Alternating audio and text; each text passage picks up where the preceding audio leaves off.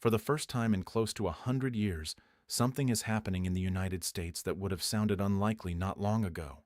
More Americans are moving out than moving in. Surprised. And we're not talking about tourists, exchange students, or retirees sampling a beach town for 6 months. We're talking about families pulling their children out of U.S. schools and enrolling them overseas, mid-career professionals relocating their work lives, entrepreneurs shifting their base, and parents deciding their long-term plans may lie somewhere else. Thoughtful. If you go back to the era of the Great Depression, it's hard to find a modern moment that looks quite like this. Yet right now, if you look at foreign residency permits granted to Americans, second passport and citizenship applications, and international university enrollments, they're all pointing in the same direction. A growing number of U.S. citizens are quietly starting over abroad. At the same time, the official conversation often celebrates lower immigration and higher deportation numbers as a policy win. But beneath that headline, another story is unfolding, one in which many of the people leaving are not being compelled to go. They're voluntarily stepping away. And when residents of one of the wealthiest, most influential countries in the world start to feel that their future might be safer, more stable, or simply less stressful somewhere else, that raises big questions. Is this mainly a reaction to politics? Is it driven by cost of living and financial pressure? Or are we seeing the beginning of a deeper shift in how Americans view their own country and their own prospects? Some observers have already started calling this phenomenon the Donald Dash. The label itself isn't what matters. What matters are the forces behind it. I'm Artur from Borderless Pathways, and in this video we're going to unpack what's happening beneath the headline numbers. Not the social media outrage, not the partisan talking points, but the measurable trends that suggest something historically significant may be forming. We'll look at the data, the patterns in who is leaving and why, and then talk about what this could mean for the United States in the long run, especially at a time when leaders are expressing concern about declining birth rates, long-term growth, and national resilience. If Americans really are leaving in record numbers, that's not just a lifestyle choice. It's a signal, and signals like this usually don't appear without causes. Before we get into it, a quick disclaimer. This video is for informational and educational purposes only. It is not financial, legal, tax, or immigration advice. Always do your own research and consult qualified professionals before making major decisions about money or relocation. One of the most common questions that comes up right away is, how do we know this is really happening?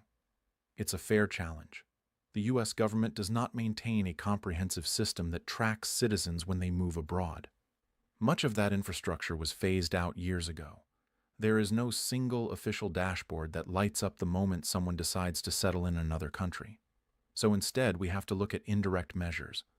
And right now, many of those indicators are all leaning the same way. Since the pandemic, several countries have reported sharp increases in the number of residence permits issued to U.S. citizens. Portugal is often cited as a striking example. In just a few years, the American community there has grown by several 100%. That kind of jump isn't a minor fluctuation. It looks more like a structural change. Ireland and Germany have also reported record numbers of Americans moving in. Applications from U.S. citizens for British and Irish citizenship are at or near historic highs. Even the number of people going through the very involved process of relinquishing U.S. citizenship, which requires fees, paperwork, and long-term planning, spiked around the 2024 return of Donald Trump to the presidency and has remained elevated according to many reports. These numbers come from different countries and track different behaviors, residency, naturalization, and renunciation, but they all point in the same general direction. More Americans are formalizing their lives abroad. Education trends tell a similar story. More than 100,000 American students are now enrolled at universities outside the United States, an all-time high. At the same time, in some recent years, international student enrollment in U.S. universities has slipped from earlier peaks. That's important because students often become long-term residents. They get jobs, start companies, and pay taxes where they study. When more Americans are going out for higher education and fewer foreign students are coming in, that's a subtle but meaningful demographic signal. Add to all of this the surging volume of U.S. passport applications, rising interest in overseas property from American buyers, and relocation and tax advisory firms reporting record demand from U.S.-based clients, and a picture emerges that's much bigger than a handful of anecdotes. This is where the story stops being just about data and starts being about real lives. Moving to another country is far more complex than moving from one U.S. state to another. It typically involves securing visas, dealing with cross-border tax rules, transitioning to a different healthcare system, and sometimes learning a new language and culture. Very few people put themselves through that just for fun. They do it when they're convinced the trade-off is worth it. I recently spent time in Portugal, and what stood out was not just the number of Americans I met, but who they were. They weren't mostly students or short-term backpackers. They were families whose children were enrolled in local Portuguese schools, mid-career professionals working remotely for foreign or U.S.-based companies, entrepreneurs starting or buying businesses, retirees who had sold homes in the U.S. and described their move as permanent. When I asked what motivated them to relocate, their answers were surprisingly consistent and remarkably calm. They weren't long political speeches. They were practical reflections. They talked about wanting less day-to-day worry about safety in public spaces. They mentioned feeling uneasy about their kids regularly practicing lockdown or emergency drills. They talked about not wanting a single major health event to derail decades of savings. And above all, they kept coming back to one phrase: "I feel less stressed here." In Portugal, serious violent incidents are relatively uncommon. Attacks on schools are extremely rare.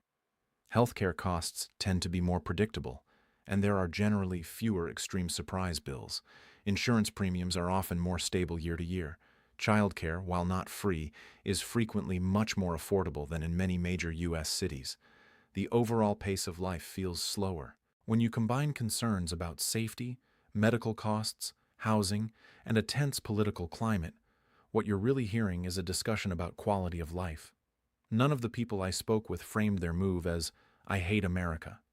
Many expressed strong cultural and emotional ties to the U.S. Instead, they described running the numbers and evaluating the systems around them. They compared healthcare, crime statistics, school environments, and work-life balance, and then made a decision based on where they felt their families would do better over the long term. That's what makes this moment different. It's not a wave of panic. It's a gradual, calculated repositioning by people with options, and that leads to an uncomfortable economic reality. The individuals who can most easily move countries tend to be the ones who are already significant contributors to local economies. Skilled professionals, dual-income households, business owners, remote workers with solid incomes. They pay substantial taxes, purchase property, build companies, and raise children who would eventually join the local labor force. When that segment begins to spread out across Europe and other regions, the impact doesn't show up in a single year. It accumulates. Over time, you can see it in the number of new businesses, in school enrollments, in the tax base, and in overall growth. So the data tells us that more Americans are setting up lives elsewhere. The personal stories reveal that many of them are doing it for reasons of stability, safety, and predictability. That brings us back to a key question. Is this mainly a political reaction, or is it driven by deeper structural forces that would persist regardless of who is in office? It would be easy to say, this is all about one election, one administration, or one political figure. Politics clearly matters, and we'll talk about that. But if we stop the analysis there, we ignore the long-running pressures that have been building for years. Start with housing. In many big and mid-sized U.S. cities, home prices have far outpaced wage growth. For a lot of first-time buyers, especially younger families, owning a home anywhere near job centers feels nearly impossible. Rents have climbed as a share of income. Entry-level homes have become scarce in many markets. Then there's healthcare. Even for insured households, premiums, deductibles, and out-of-pocket maximums can be so high that a single unexpected health issue becomes a serious financial risk. The stress of wondering whether one medical emergency could create long-term debt is very real. In some areas, childcare now costs as much as, or more than, college tuition. Student debt shapes major life decisions well into people's 30s and 40s. When to buy a home, when to have kids, whether to start a business. Layer on top of that a work culture that often expects long hours, offers relatively limited guaranteed parental leave, and provides fewer social protections than many other advanced economies. Surveys repeatedly show high levels of burnout. Gallup has asked Americans whether they would move permanently to another country if they had the opportunity. Today, about 1 in 5 says yes. During the 2008 financial crisis, one of the most severe economic downturns in modern history, roughly 1 in 10 said the same. That share has doubled. The key phrase is, if they had the opportunity. Many don't. Visa rules can be complex. Moving is expensive. Some careers are tightly location-bound. Elderly parents or other family obligations keep many people rooted. So if 20% say they would leave if they could, that suggests the underlying desire to explore life elsewhere is much larger than the visible outflow. At the same time, more than 100,000 American students are studying at universities abroad. That's the highest number ever recorded. These young people are building international networks early and normalizing the idea that their career and family life might unfold outside U.S. borders. Meanwhile, international student numbers in the U.S., a major historic source of new talent and long-term residents, have, in some years, slipped from their earlier peaks. When more Americans go out and, in some periods, fewer foreign students come in, the long-term talent equation starts to change. That's why it's helpful to see this less as a lifestyle trend and more as a potential structural shift. And structural issues like housing, healthcare, childcare, and student debt rarely resolve in a single political cycle. For many Americans, moving abroad isn't about making a statement. It's about managing risk over the long term. That said, we can't ignore the role of politics because for a certain portion of the population, the political environment has clearly acted as an accelerant. Donald Trump's second term has included tougher enforcement on immigration, expanded deportations, and heightened tension around topics like universities and public debate. Supporters often see these moves as reinforcing law, order, and national control. Critics worry they contribute to a sense of unpredictability and pressure on institutions that have historically supported innovation and attracted global talent. Regardless of where individuals stand politically, perception drives behavior. If a segment of Americans feels that the country is more volatile or less predictable than it was a decade ago, some will act on that feeling. That's where the term Donald Dash comes from, the idea that Trump's return pushed people who were already thinking about leaving to finally move. Around his swearing in, reported renunciations of U.S. citizenship increased. Online communities focused on relocation grew more active. Interest in foreign property and residency programs rose. But we should be careful not to oversimplify. Trump did not create high housing costs, design the entire healthcare system, or single-handedly cause student debt and childcare inflation. Those issues have deeper roots. What his second term may have signaled to some people is that the broader direction they were concerned about, political polarization, institutional stress, and social tension, might last longer than they had hoped. Historically, people tend to leave their home countries when they lose confidence in some kind of stability, economic, political, or institutional. Over the last century, we've seen populations relocate during deep crises or periods of sharp political change in various parts of the world. In many of those cases, the United States was the destination, a place seen as offering relative safety, opportunity, and freedom. What's notable now is that some Americans themselves are starting to view other countries through that same lens. We're not talking about collapse or humanitarian disaster inside the U.S. We're talking about a gradual softening of confidence among people who have alternatives. Confidence is hard to measure, but it has real effects. When professionals decide that their long-term prospects, safety, healthcare security, work-life balance, and their children's education might be better in another advanced economy, some will follow through. So the question isn't, is America breaking down? It's, are enough people experiencing enough friction that moving abroad feels rational rather than extreme? Once moving overseas becomes normalized within your network, your friend relocates to Lisbon, your colleague moves to Berlin, your cousin settles in Dublin, the psychological barrier drops. That's how demographic shifts typically start, quietly, one decision at a time. Now, let's connect this to another issue that's already high on the agenda for many policymakers and business leaders: population and economic growth. In recent years, influential voices have raised alarms about declining birth rates in advanced economies, including the US. The core concern is that fewer births today can mean fewer workers tomorrow, which complicates funding for pensions and healthcare systems and can slow innovation and growth. But population dynamics aren't only about births, they're about people, especially working-age adults who pay taxes, build businesses, and raise families.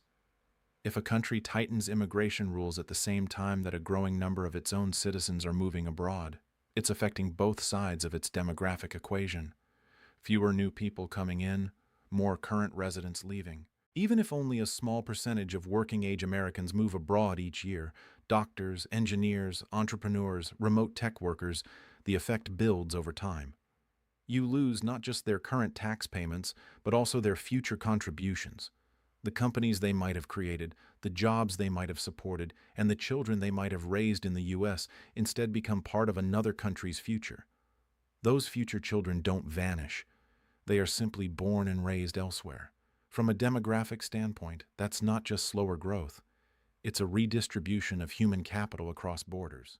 Many demographers argue that, given current fertility trends and an aging population, the U.S. will likely need a steady or even higher level of legal immigration to maintain its workforce and support its social systems. Historically, immigration has played that stabilizing role. It has kept the labor force younger, filled skills gaps, and supported innovation in sectors from technology and medicine to universities and research. So when political rhetoric focuses heavily on restricting entry at the same time that more Americans are exploring exits, you create a structural challenge that can't be fully addressed with short-term measures.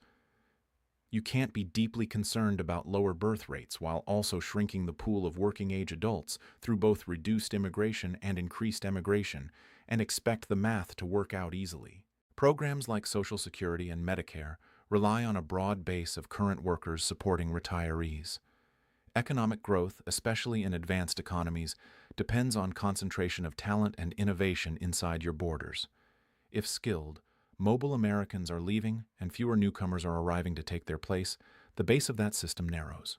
The pressure doesn't become obvious overnight. It shows up gradually, in workforce shortages, funding gaps, and slower growth. To be clear, this is not an argument for open borders or simplistic solutions. Immigration policy is complex. Security, integration, and labor market dynamics all matter, but demographic arithmetic tends to be unforgiving if ignored for too long. We've already seen some countries, like Japan and parts of Europe, struggle with aging populations and limited inflows of young workers. The U.S. avoided the worst of that scenario in the past, thanks to relatively higher fertility and strong immigration. If both weaken, the buffer gets thinner, and this returns us, once again, to confidence. When citizens believe that their long-term future, financially, socially, and personally, will be better in another country, they are more likely to act on that belief. When potential immigrants perceive more barriers or fewer opportunities in one destination, they look to others. Today, global mobility is easier than ever. Remote work lets people earn income from one country while living in another. Digital tools allow businesses to operate across borders. Highly skilled workers often have choices. So the real competition is no longer just between parties within a single country. It's between entire countries offering different packages of opportunity, safety, and quality of life. That doesn't mean the United States is destined to lose this competition. It does mean that the assumption everyone naturally wants to come here and stay here is less automatic than it once was. People are comparing healthcare systems, housing affordability, education costs, safety statistics, parental leave policies, visa options, and tax structures. They're literally modeling their futures in spreadsheets and choosing accordingly. That raises a bigger question. What would actually make Americans feel confident about building their future in the U.S. or returning if they've already left? Would it be more predictable and affordable healthcare? More accessible housing near economic centers? Stronger support for families and childcare? Immigration and education reforms that maintain order while encouraging innovation? A calmer, more stable political climate? If this trend continues, simply ignoring it will not reverse it. If this breakdown is helping you see a broader context behind the headlines, consider sharing it with someone who's been wondering whether all this is just hype or the start of something deeper. Conversations like this matter most before long-term demographic and economic effects become locked in. In the end, the term Donald Dash may or may not stick, but the forces underneath it, stress levels, opportunity structures, demographic trends, and national self-confidence, are bigger than any one presidency. The United States still has enormous strengths: leading universities, deep capital markets, cultural influence, and a powerful technology sector. But even strong advantages can erode if they're taken for granted. The key issue isn't just how many people move abroad in a given year. It's whether the mindset is shifting, whether leaving no longer feels extreme, but simply like one rational option among several. Once that mindset settles in and spreads, the flow of people can become self-sustaining. Whenever we talk about this topic, there's a personal question that almost always follows. Would you ever leave? And I understand why that comes up.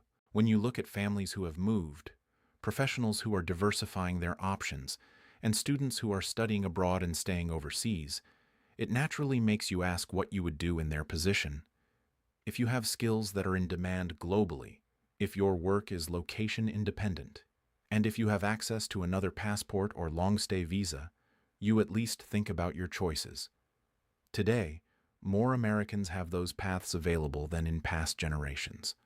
Some qualify for dual citizenship through parents or grandparents. Others are eligible for digital nomad visas, investment-based residencies, or ancestry programs in various countries. A generation ago, many of these options either didn't exist or weren't widely known. Now, governments actively advertise them to attract talent and capital, and entire industries, tax advisors, international property firms, relocation consultants, expat communities, exist to make the transition easier. So the practical friction is lower. But moving abroad is still not just an economic or legal decision. It's emotional and cultural. Leaving means changing where your family is rooted, where your memories are, where your identity feels anchored. For many people, moving permanently would mean exchanging familiarity and cultural comfort for systems that feel more stable but less familiar. That's not a simple trade-off. Personally, I'm not currently planning my own exit, but I do understand why others are seriously considering it, especially those who feel politically isolated in their region or heavily constrained by local living costs. I understand parents who are worn down by worries around school safety. I understand families who have studied the healthcare numbers and decided they don't want that level of uncertainty. I understand young professionals who look at home prices and wonder if their version of the American dream is geographically out of reach. Recognizing these motivations doesn't require declaring that the U.S. is beyond repair. It simply requires acknowledging that perception drives behavior. If enough people perceive instability, economic, political, or social, they will hedge. Some will diversify where they hold assets. Some will apply for second passports or foreign residencies. Some will spend a year abroad and then decide not to return. So where does that leave the United States?